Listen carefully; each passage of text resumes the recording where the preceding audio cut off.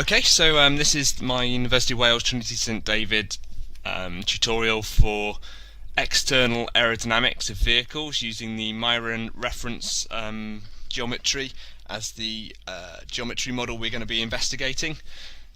We're going to be using ANSYS Fluent as the simulation software here, and I'll take you through the entire process from geometry creation through to meshing, specification of boundary conditions and the solution method, and then going on to the post-processing and data analysis that we acquire.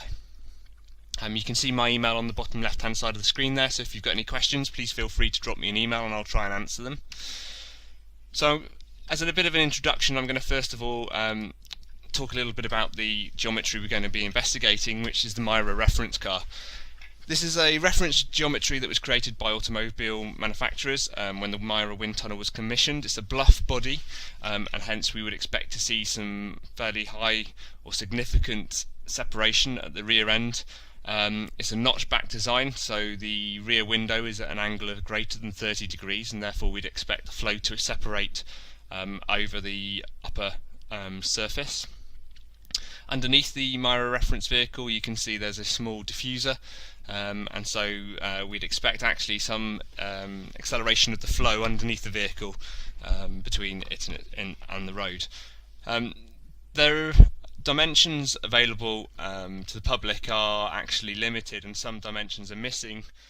This is on purpose from Myra. They haven't put the full dimensions set into the public domain, and hence I'll include a geometry file of the Myra reference car to support this tutorial.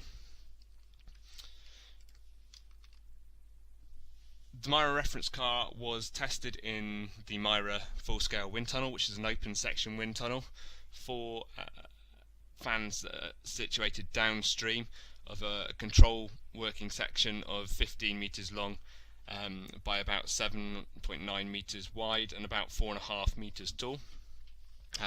The Myra reference car itself has pressure taps down the centre line of the vehicle along its upper and lower surfaces, and you can see some of the results here from those pressure taps as coefficients of pressure for the upper and lower surface, which we can use then to look and validate the data we acquire from our CFD model.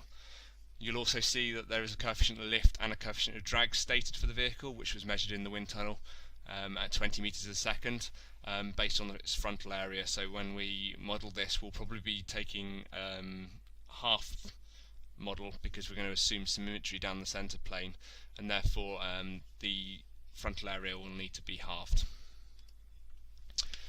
One really good paper that supports the process we're going to be going through is the paper by Marco Lanfrit, which is best practice guidelines for handling automotive external aerodynamics within the fluent environment.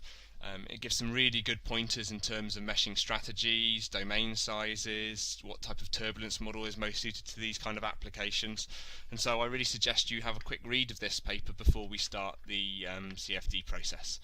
I'm going to go on and break this video down into a number of sections. The first section is going to be the introduction, which we're just completing. The second section is the geometry creation and the domain creation and specification of where we're going to be applying the boundary conditions.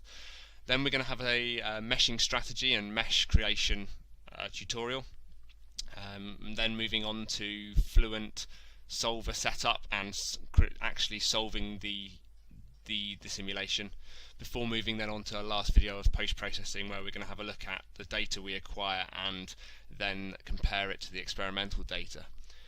As this is in a static wind tunnel, I also want to include a video at the end where we might be analysing the Myra reference car in different circumstances. So for instance where the road is moving and the wheels might be moving, so I'll include a video at the end on how we specify moving boundary condition walls at the end of the tutorial.